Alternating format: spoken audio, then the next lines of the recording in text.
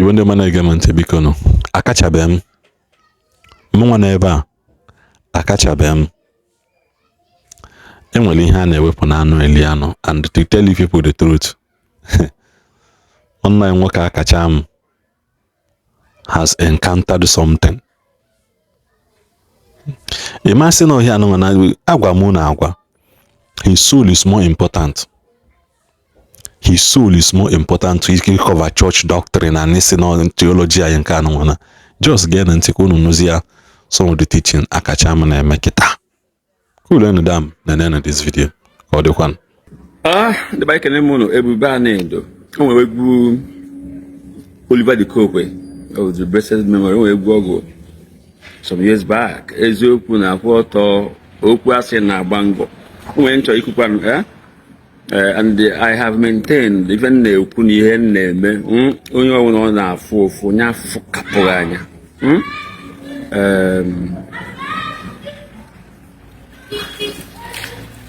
Puka imegalia kaenda after. Ndo kochuku the pastor, Nigeria.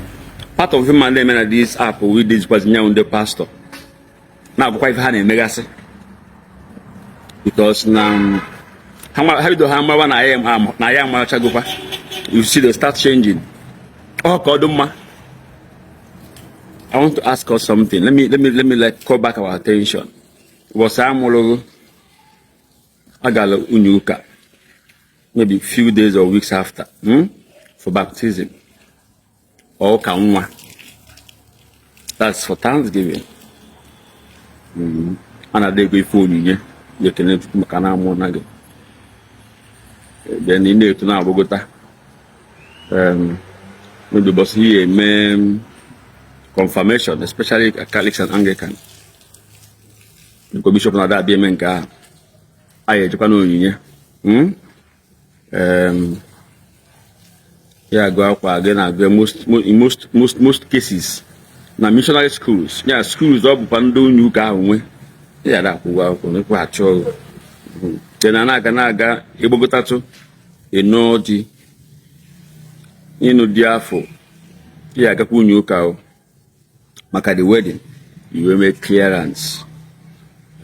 This clearance, how that go. The clear for an CD or CG. Mamma Tunde Anglican Semen Kifa. But I'm not going to any about there still be a bar. It's not same. Now, the Bachao Quaffle. Next year, I'm upon one, and I'm upon one. You don't have this in missionary schools, baptism, confirmation, like that, you know, the same way every year. You know, on I get traffic. Then maybe you go age of 75, 80. You can't do hustle. More trainer to rush no tea. Maybe you can know around no two. When you know to have on the see them before to cool. I'm not disputing that at all. Mana Otohana to ask him why you go 0 week. Make he was he came. That too near. One thing the natural na ya nwili anwu the na anwuzie ejezi unyuka unyuka he no na nya from years na to na eme bazaar na eme donation na yakwo my tithe my lose my second offerings my first and all that. At the end of the day abaje ne be music clearance maka papa ga house gakwa the same process na kida already here.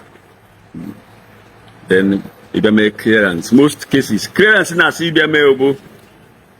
Mbobi do lewazi mbobi do lewazi week. If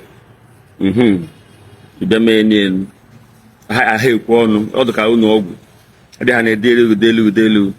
Now the most annoying part of it is that some cases if onya anwula nwe Jehova mana nwe nwoke mo nwe ndị nwoke mo nwe ndị nwaanyị even mo ndị nwunye nwe okay create no na reason fire jibia na unu maji na ka ịgbasara onye nwụrụ anwụ Jehova bụ member ụka to nke ugwu ụmụ eji oshi also ndị onye oshi eme ode fa onye nwe conscience Now, the mechanism clearance afọ ndị ụka abịa osa ha ya akwa onye dị etu a abịa by 10 aka ụka 2 hours agbasa iji bukọtakwa nri na mmanya big coolers of food and the drinks ibunyefa for coming to give onye anọlụ from mgbe mere baptism 2 hours. And if we be ndị na-eche na ọ bụ na eme nke na fara ya abịa if some family are not bothered if you can chukwu and stress nke apụgogo n'isi. You see, if I na-ekwu na asị na knowledge makes a man unfit to be a slave. And there are things that shouldn't be bothering our people. That's my point. If there's the only good thing, then you now fall for their victimization, manipulation. After 2 hours, and that's all. Now, all I'm power you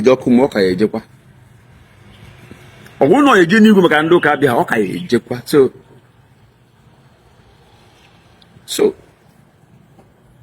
break that padlock. Break that padlock. At how much say now attack and catch up? Yes. I can manage. Go happy with peace. Check how my mother will feel. Now my mother is 83 years or 84. There's a I don't know, make Jimaketo still feel now fast. Now walk with it. Now, the most annoying part, in fact, the essence of this message. We lost a father or mother, brother or sister, whoever. Apachaya, maybe on a Friday or Saturday. On Sunday, Ibulu before you, Gina Oko. He was in a Thanksgiving, outing service. This is wickedness.